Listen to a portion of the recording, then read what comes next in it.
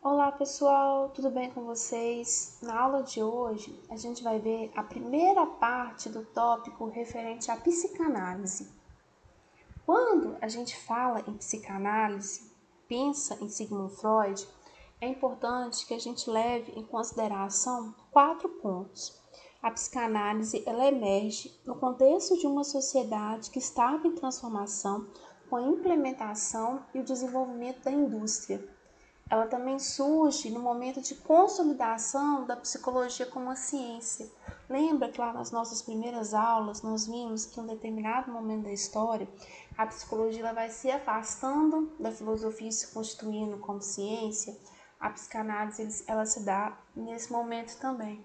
Ela também está ligada à organização dos hospícios e a histeria, que nós vamos ver um pouquinho mais à frente. E ela é uma teoria que trata da sexualidade, fala sobre sexualidade. E a sexualidade que ainda é um tabu nos dias atuais, no período em que é proposta a psicanálise é um tabu maior ainda. O pai da psicanálise é o Sigmund Freud. O Freud ele viveu de 1856 a 1939. Ele se formou em medicina na Universidade de Viena. Ele fez um curso de psiquiatria e o Freud ele é tão importante para a psicologia e para a ciência porque ele foi um estudioso que buscou compreender e explicar processos misteriosos, processos que não tinham muita explicação, que não eram objeto de preocupação de outros estudiosos, e para isso ele acaba que vai de encontro a regiões obscuras da mente humana.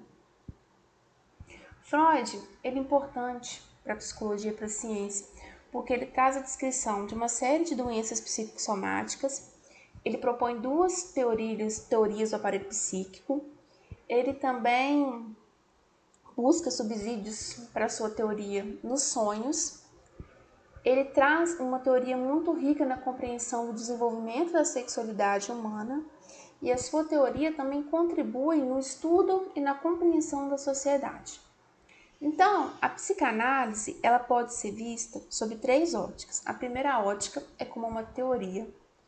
Sob esse ponto de vista, a psicanálise é um conjunto de conhecimentos sistematizados sobre o conhecimento da vida psíquica e ela traz uma coleção de informações que se acumulam em uma nova disciplina científica.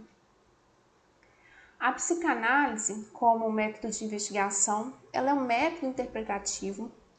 Ela é um processo utilizado para a investigação de fatos mentais que são inacessíveis por qualquer outra técnica, são acessíveis somente pela psicanálise, e é um método para tratamento de distúrbios neuróticos. E a psicanálise, como profissão, são as pessoas que são psicanalistas, que exercem, que fazem análise, que auxiliam pessoas no processo de análise no autoconhecimento. O objetivo da técnica da psicanalista é desnudar, desmistificar, desmascarar o problema que o paciente chega no consultório e relata. A psicanálise ela vai tratar de sonhos, de delírios, de associações livres e de atos falhos. E ela é usada como base em psicoterapia, em aconselhamento, em orientação, em trabalho de grupos e até mesmo em instituições.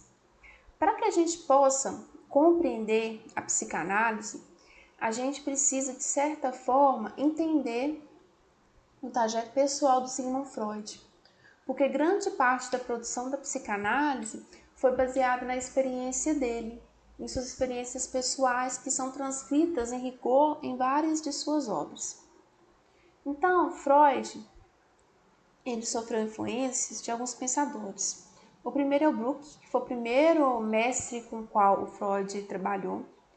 Ele tinha um laboratório de fisiologia. O Freud trabalhou com ele logo no começo da carreira dele. Logo em seguida, ele vai trabalhar com Theodor Manet, que era um especialista na época em anatomia cerebral. E no começo, o Freud tinha uma relação amistosa. Aí, num determinado momento, o Freud rompe com Manet, porque eles começam a ter ideias contrárias sobre neuropatologias. O Freud ele vai, em um certo momento da história dele, para a França, trabalhar com Jean Charcot. o Charcot, ele se dedicava à neuropatologia, que foi o motivo de desavença do Freud com Manet. E quando o Freud vai a Paris, ele vai ter contato com os trabalhos que o Charcot tinha com histeria, e isso muda totalmente a relação do Freud e a teoria. Depois que ele volta de Paris, ele vai ter um trabalho com Breuer. O Breuer é o principal colaborador no livro Estudos sobre a Histeria, que fala que as emoções reprimidas, elas viriam à tona no ser humano através de sintomas de histeria. Dentro da teoria do Freud, ele utilizou-se de várias técnicas. No primeiro momento, ele vai utilizar da hipnose, sobretudo quando trabalha com Charcot. A hipnose é um sono que é provocado artificialmente. Então, o hipnotizador ele sugestiona o sujeito que vai ser hipnotizado a fixar um olhar em algo, induz ao sono ou ao comandos. E durante esse sono provocado, o sujeito ele pode estabelecer um diálogo com o hipnotizador, que assume uma postura de comando e, de certa forma, consegue chegar a alguns pontos obscuros da mente do sujeito.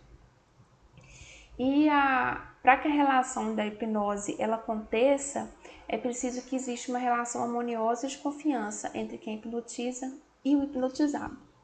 Nessa foto aqui a gente vê o Charcot com uma mulher com sintoma de histeria na França, e ele fazia o uso da hipnose para poder provar que a histeria ela não tinha uma causa física, que o processo da histeria ele era mental.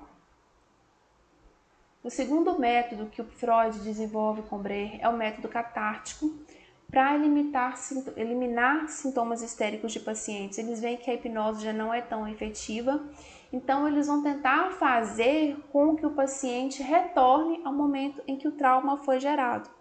Porque eles acreditavam que a partir do momento que você chegava aonde que o sintoma era produzido, ao paciente reviver aquela emoção, ter aquele impacto de novo, ele poderia chegar à cura e descobrir o que causava aquilo.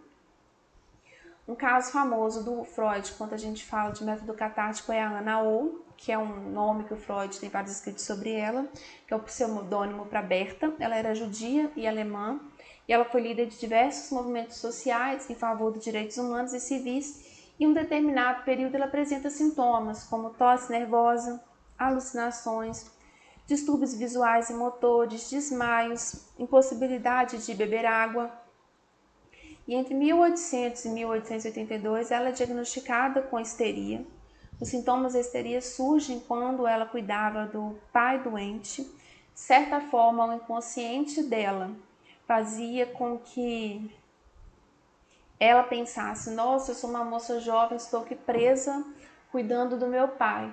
E vinha o consciente dela numa relação antagonista de que ela não deveria se querer ser livre naquele momento, ela deveria se sentir culpada por não querer cuidar do pai de forma inconsciente. Porque ela inconscientemente queria que o pai morresse, mas o consciente dela achava errado aquilo. Então, essas ideias e pensamentos conflitantes da Naou são substituídos por uma série de sintomas: para de andar, não tomar água. E esses sintomas eles vão se revelar pela hipnose e pelo método catártico. A partir do momento que ela chegava nesse ponto de reviver, essas emoções e sintomas desapareciam e a Ana Ora foi curada pela fala.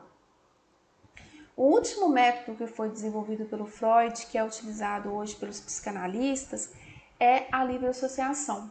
O paciente ele é convidado ao psicanalista para falar o que vem à mente, revelar memórias. A direção da sessão é totalmente dada por quem está sendo analisado, pelo paciente, e pela essa associação livre o paciente vai falando o que lhe vem à cabeça, sem qualquer tipo de orientação consciente.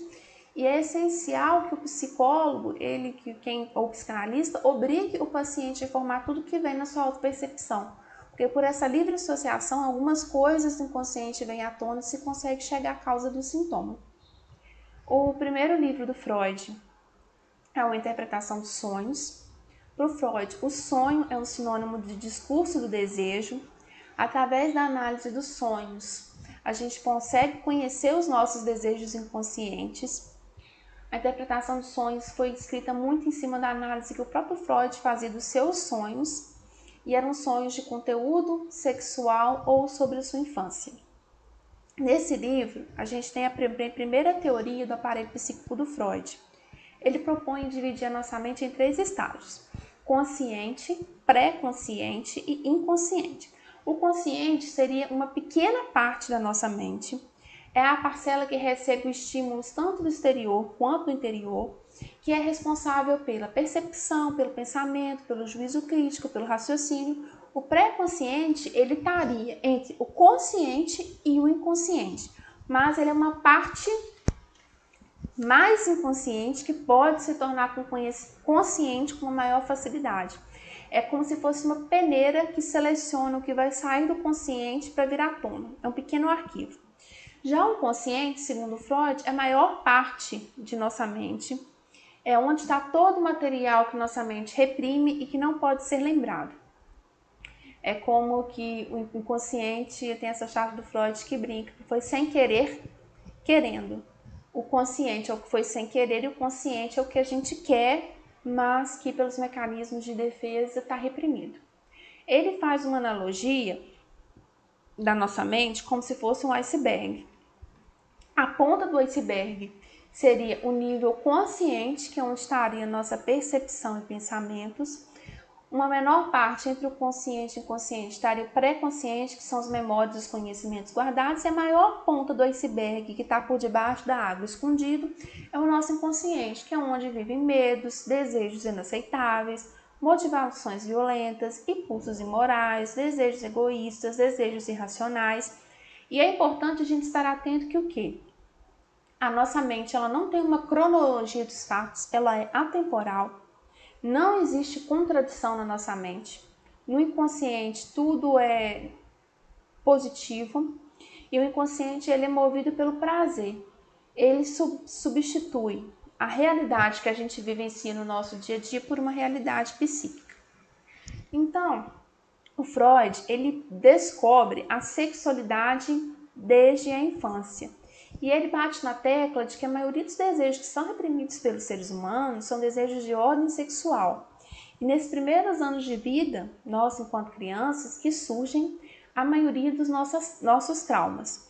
A partir dessa descoberta, o Freud coloca a sexualidade no centro da vida psíquica e ele alega que, desde a infância, desde o princípio da vida, existe função sexual nos seres humanos e o desenvolvimento da nossa sexualidade ele é longo e complexo. E logo nos primeiros anos de vida, essa sexualidade está ligada à sobrevivência. Então, é como mais novamente uma charge do Freud, que o movimento ele não é nem de direita nem de esquerda. O movimento é sexy, ou seja, a base da explicação de nossa vida psíquica, segundo Freud, seria a sexualidade. A primeira fase proposta na teoria dele é a fase oral, acontece com as crianças de 0 a 2 anos. Segundo Freud, a boca é a primeira área do corpo humano que o bebê vai ter contato com o mundo. A atividade sexual nesse período é a nutrição pelo seio materno, pela mamadeira. A zona de erotização é a boca e o prazer ele está ligado à amamentação. E o comportamento da criança é comandado basicamente pelo estímulo de trazer a boca para conhecer o mundo. Por isso, segundo Freud, que a gente vê tantas crianças colocando os objetos na boca. Na fase adulta, essa fase oral ela apareceria na compulsão por comida, por fumo, no prazer pelo beijo. E nessa fase, o objeto sexual consiste na incorporação dos objetos pela boca. A fase anal é a segunda fase da teoria do Freud. Nela, a zona de erotização é a região anal e o prazer está ligado ao controle e à autodescoberta, o controle dos esfíncteres, o controle do intestino. E as fezes e a urina são consideradas o primeiro material produzido pelo corpo. A terceira fase é a fase fálica, ocorre em torno dos 5 anos de idade, é quando a zona de erotização é o órgão sexual, quando as crianças começam a perceber as diferenças entre o corpo da menina e o corpo do menino, e a criança começa a ter também alguma curiosidade relacionada a assuntos ligados ao sexo. E é o momento que temos a emergência do complexo de Édipo. O complexo de Édipo está ligado à tragédia grega. Nela, Édipo é o filho do rei Tebas. Quando ele nasce, o oráculo revela aos pais uma terrível profecia de que ele iria matar o pai para se casar com a mãe. Temerosos, os pais entregam o filho a um pastor para que esse pastor os mate. Casualmente, outro pastor, em terras distantes, sente piedade da criança e convence o primeiro a entregar a criança e a declarar ao rei que a tarefa foi cumprida.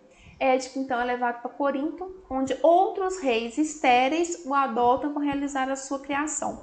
De adulto, Édipo consulta o oráculo e, a saber da profecia, ele foge do Corinto para evitar a tragédia. Ao desconhecer a condição de filho adotivo, ele volta para Tebas. No caminho, ele tem um desentendimento na estrada e mata Laio, sem saber que ele se tratava do seu próprio pai. E dessa forma, ele se casa com a sua mãe, tem filhos com ela e a profecia se cumpre. O que é esse complexo de Édipo na teoria do Freud? Na versão masculina, o filho ele vai ter mentalmente, de forma inconsciente, uma atração pela mãe. E isso leva com que ele organize um triângulo amoroso em que o pai, ele é o representante da lei, ele se torna um empecilho para os desejos do filho com a mãe.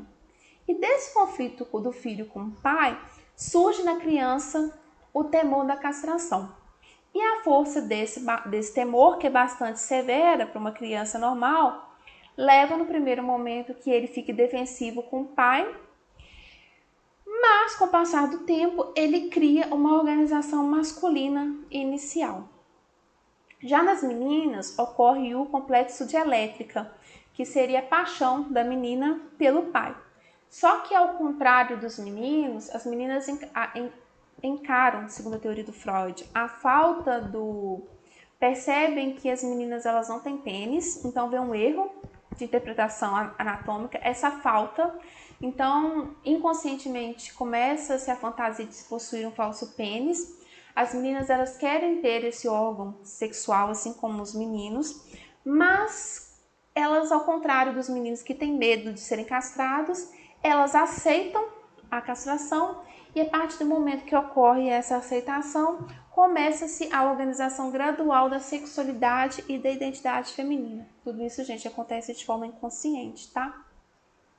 Depois dessa fase, nós temos o período de latência, que vai dos 5 aos 10 anos, quando os desejos dessa fase fálica são reprimidos, as questões sexuais elas estagnam nesse momento. Essa fase é fruto da evolução tanto do complexo de Édipo como do complexo de Elétrica.